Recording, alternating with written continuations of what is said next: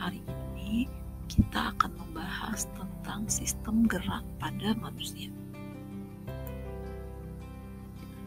Tujuan pembelajarannya yang pertama, menjelaskan fungsi rangka pada manusia, membedakan macam tulang berdasarkan bentuknya, membedakan macam tulang berdasarkan komposisinya, dan menyebutkan tulang yang termasuk rangka aksial dan rangka apendikuler.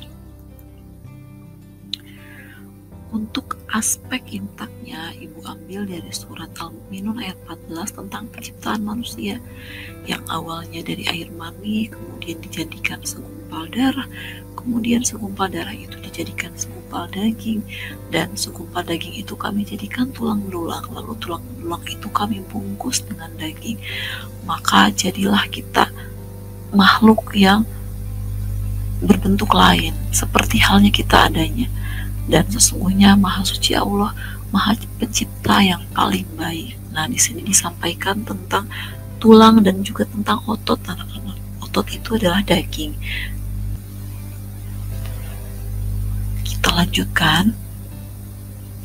Kalau kita bahas tentang sistem gerak, ini erat kaitannya dengan alat gerak. Nah, alat gerak pada manusia itu dibagi dua.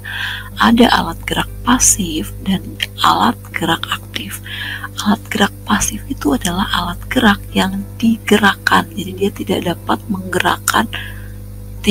menggerakkan tubuh, tapi dia dapat digerakkan, yaitu tulang. Sedangkan kita bisa bergerak itu karena ada otot. Karena itu otot disebut sebagai alat gerak aktif. Nah, teman-teman, nama lain dari tulang itu kita bisa sebut juga sebagai rangka. Nah, rangka ini bedanya apa dengan tulang? Nah, kalau rangka itu adalah kumpulan dari tulang-tulang. Kurang lebih ada 206 buah tulang yang menyusun badan kita. Nah, ini diantaranya fungsi rangka. Yang pertama adalah menopang tubuh. Tubuh kita bisa berdiri dengan tegak karena memang ada rangka. Kemudian memberi bentuk tubuh. Bentuk rangka itu erat kaitannya dengan bentuk tubuh makhluk hidup. Rangkanya seperti tengkorak manusia, maka dia bentuknya seperti manusia. Itu. Jadi fungsi rangka ini adalah memberi bentuk tubuh. Kemudian alat gerak pasif tadi sudah dijelaskan. Kemudian fungsi lainnya adalah melindungi organ dalam. Di antaranya ada organ jantung dan paru-paru yang dilindungi oleh tulang rusuk. Kemudian otak yang dilindungi oleh tulang tengkorak dan lain-lain. Kemudian fungsi yang lain adalah tempat melekatnya otot. Otot kita itu dia nempelnya adalah di rangka atau di tulang.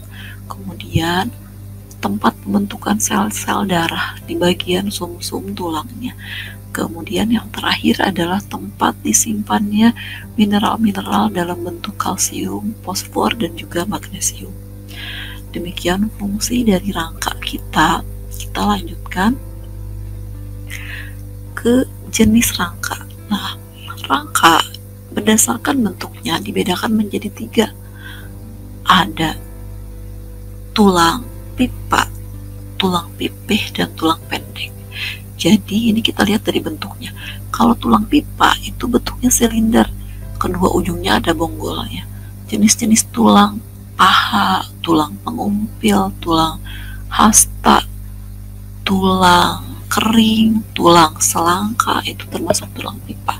Sedangkan kalau tulang pipih, dia bentuknya pipih gepeng, kayak lempengan atau kayak lembaran.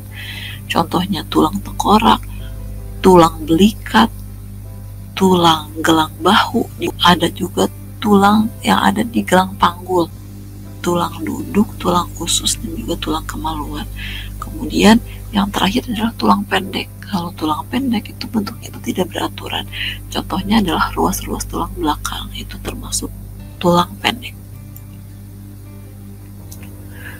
Jenis rangka berdasarkan komposisinya dibedakan jadi 2. Ada tulang keras dan juga tulang rawan. Dari sifatnya, tulang keras itu dia keras, kaku.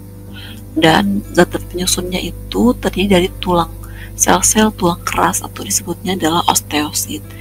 Komposisinya ada perbedaan di antara komposisi kalsium atau zat kapur dibandingkan dengan zat perekat atau kolagennya. Jadi kalau tulang keras itu zat kapur atau kolagennya itu lebih banyak dibandingkan dengan zat perekatnya. Sedangkan kalau tulang rawan dia sifatnya tuh lentur, elastis. Kemudian dia tersusun dari sel-sel tulang rawan atau disebutnya kondrosit, dan komposisinya itu lebih banyak zat perekat atau kolagen dibandingkan dengan kalsium. Jadi dia sifatnya lentur karena memang zat kapurnya itu sedikit. Ada yang membagi rangka berdasarkan dua, ada aksial dan apendikuler. Rangka aksial ini adalah rangka yang jadi sumbu tubuhnya. Contohnya adalah tulang-tulang pembentuk tengkorak, ada tulang dada, tulang belakang, dan terakhir adalah tulang rusuk. Kemudian kalau rangka apendikuler itu adalah rangka yang menjadi anggota gerak tubuh. Di antaranya ada gelang bahu yang tersusun dari dua tulang, ada tulang selangka dan tulang belikat.